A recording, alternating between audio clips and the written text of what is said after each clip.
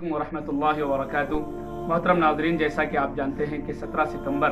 ये वो तारीख़ है जिस वक्त हैदराबाद रियासत में आसिफिया सल्तनत का इख्तिताम हुआ था और इंडियन यूनियन में इसको ज़म कर दिया गया था। आसिफिया सल्तनत की जो तारीख़ है एक लंबी तारीख़ है। तकरीबन 224 साल तक आसिफिया सल्तनत ने दक्कन की सरजमीन पर, जिसमें कर्नाटका महाराष्ट्र के भी हिस्से शामिल थे, इस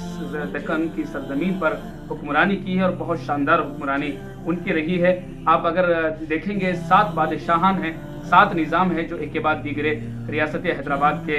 निज़ाम जो है नामजद किए गए, जिनमें सबसे पहले निज़ामुल मुल्क हैं, उसके बाद निज़ाम अली ख़ान है, उनके बाद सिकंदर ख़ान हैं, ऐसे ही उनके बाद नासिरुद्दौला हैं, अफजलुद्दौला हैं और 6वें निज़ाम महबूब अली बादशाह हैं, जिन्होंने असम्बली की इमारत है और ऐसे ही फलकनुमा पैलेस की जो होटल है उन्हीं के दौर इख्तिदार में बनी। और ऐसे ही आखिरी जो निज़ाम है वो है मीर उस्मान अली ख़ान। मीर उस्मान अली ख़ान का जो इख्तिदार है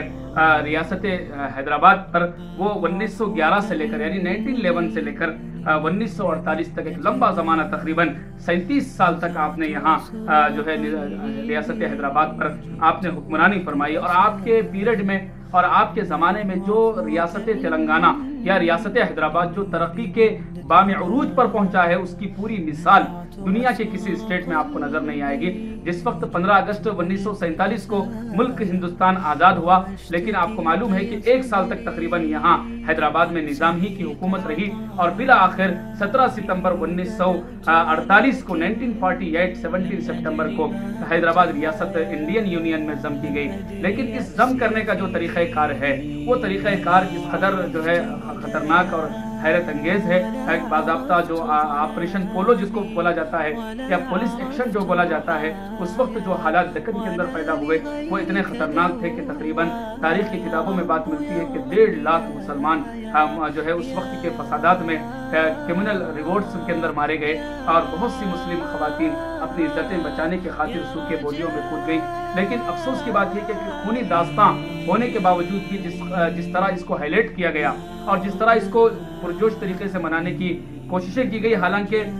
मुल्क आज़ाद होने के बाद बहुत सी छोटी मोटी रियासतें जो अभी तक इंडियन यूनियन में जम नहीं हुई थी, बाद में उनको जम किया गया, लेकिन कहीं भी इस तरह के जम करने का जो सेलिब्रेशन है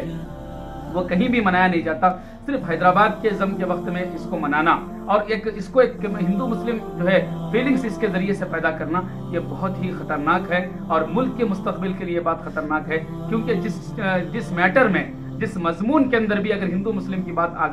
जाए, जाहिर है कि वो दोनों तबकात के लिए एक जो है टेंशन का बाइस होता है, एक पीस को डिस्टर्ब करने का बाइस होता है। इसलिए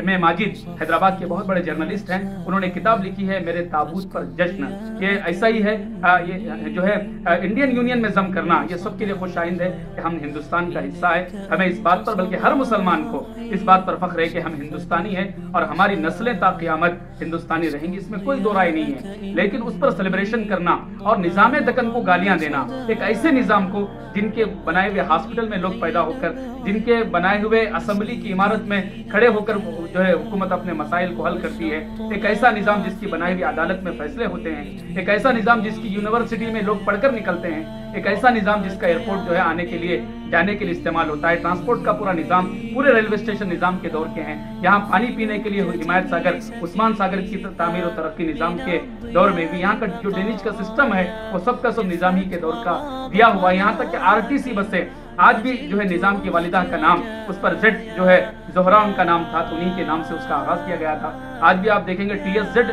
RTC बसों पर लिखा रहता है, AP के बसों पर APZ लिखा हुआ रहता है। यह हजारों तामीर और तरक्की के काम है जिसको इस मुख्तसर वक्त में बयान भी नहीं किया जा सकता। उस्मानिया यूनिवर्सिटी जिसका क़याम 1856 में हुआ और आपको मालूम है कि यहाँ से जिनको बुलबुल हिंद कहा जाता है, सरोजिनी देवी नायडू जिनके नाम पर मेहदीपट्टनम पर हॉस्पिटल बना हुआ है, उनको स्कॉलरशिप दी गई, वो निज़ाम के पीरियड में ही दी गई। और ऐसे ही निज़ाम ने यहाँ के जो है सनाती में कमर्शियल जो है कंपनीज कायम करके लोगों को रोजगार देने के लिए तकरीबन 469 यानी 469 कंपनीज को निज़ाम ने कायम किया था, जिसमें 27,000 अफराद काम किया करते थे रोज। ऐसे ही यतीम बच्चों के लिए विक्टोरिया मेमोरियल नाम से उन्होंने यतीम खाने बनाए। ऐसे ही उन्होंने जो है खासकर अगर हम जो है इस उस्मानिया यूनिवर्सिटी की बात करते हैं तो पूरे दुनिया की सबसे टॉप यूनिवर्सिटी उस्मानिया यूनिवर्सिटी को बोला जाता है, जिसमें दुनिया की हर लैंग्वेजेस की जो है उसके अंदर ترجمانی کی جاتی تھی، اور اس طرح کتنے ایسے نظام ٹرسٹ ہیں، تقریباً 52 جو ہے نظام ٹرسٹ چلائے جاتے تھے جس کے ذریعے سے لوگوں کی مدد کی جاتی تھی، یہاں تک کہ بہرحال سقوط حیدرآباد ہوا اور جو ہے نہ نظام کی جو ہے فوج نے انڈین فوج کا مقابلہ کیا، نہ انڈین فوج نے مقابلہ کیا جو ہے، لیکن اس وقت کا جو سچویشن تھا وہ اس قدر بھیانک تھا کہ جس تاریخ کو جاننے والے اچھی طرح جان سکتے ہیں، یہ جو ہے پیسفل طریقے سے یہ معاملہ حل ہوا، نظام نے اپنی سلطنت حکومت کے حوالے کر دی، بات ختم ہو گئی، لیکن اس کو جشن کے طور پہ منانا اور ایک طبقے کو نشانہ بنانا، خاص کر نظام کو ٹارگٹ کرنا ہزارہ ترقیاتی کاموں کے باوجود، اور سب سے بڑی بات دنیا کے اندر ہندوستان کے اندر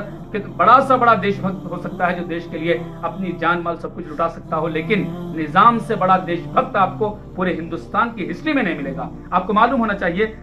جو ہے 1965 میں جب اس وقت کے وزیر اعظم جواہر لال نہرو تھے اور ہمارے ہندوستان کا مقابلہ ہو رہا تھا چائنا سے وار ہو رہا تھا، ایسے وقت میں ڈیفنس کو پیسوں کی ضرورت تھی، اس وقت لال بہادر شاستری دہلی سے حیدرآباد آئے اور نظام کے سامنے انڈین ڈیفنس کے لیے تعاون دینے کے لیے کہا، تو نظام نے اس وقت 5000 کلو سونا یعنی 500 ٹن جس کو بولا جاتا ہے اتنا سونا انڈین ڈیفنس کے لیے عطا فرمایا۔ ایک ایسا شخص جس نے ہندوستان کی حفاظت کے لیے 5000 کلو سونا دیا ہو، آج اس کے خلاف بکواس کی جا رہی ہو، کتنی حیرت کی بات ہے۔ بلکہ میں سمجھتا ہوں کہ اگر خدا نہ خواستہ نظام اگر مسلمان نہ ہوتے تو آج تلنگانہ کے ہر چورستے پر ان کا پتلا بنایا ہوتا، اتنی ترقیات اتنے ڈیولپمنٹس آج جو ہے چند سال پہلے ابھی جو طوفان آیا تھا، سیلاب آیا تھا، سیلاب اگر کہنے والے اس بات کو کہتے ہیں کہ اگر نظام نے اس وقت جو حمایت ساگر اور عثمان ساگر نہ بنایا ہوتا تو پورا حیدرآباد پانی میں ڈوب جاتا، یہ ان کی دین ہے، ہزارہ کارنامے ہیں، لیکن ہر چیز کو ہندو مسلم کر کے روٹیاں سیکھنا اور دیش کے جو اصل مدعے ہیں اس کو پس پشت ڈالنا، ڈیولپمنٹس کے بارے میں نہ سوچنا، روزگار کے بارے میں نہ سوچنا، اشیاء ضروریہ کی قیمتوں کو کنٹرول کرنے کے بارے میں نہ سوچ کر دیش واسیوں کو کرمنل فیلنگز میں ڈھکیل کر اپنی گندی راجنیتی چلانا، یہ بہت بڑا المیہ اور ٹریجڈی ہے۔ ضرورت ہے کہ نظام کے کارناموں کو سمجھا جائے کہ جس نے اتنا سب کچھ کیا ہو کیسے اس کو آج گالیاں دی جا سکتی ہیں، اسی کے کالج میں پڑھ کر، اسی کے ہاسپٹل میں پیدا ہو کر، اسی کی بنائی ہوئی سڑکوں پر چل کر لوگ آج اس کے خلاف کھڑے ہیں، یہ المیہ ہی کہا جا سکتا ہے۔ خدا تعالیٰ سے دعا ہے کہ آج ہمیں اور ہماری نسلوں کو اس دکن کی حقیقی تاریخ کو جاننے کی توفیق عطا فرمائے۔ وآخر دعوانا الحمدللہ۔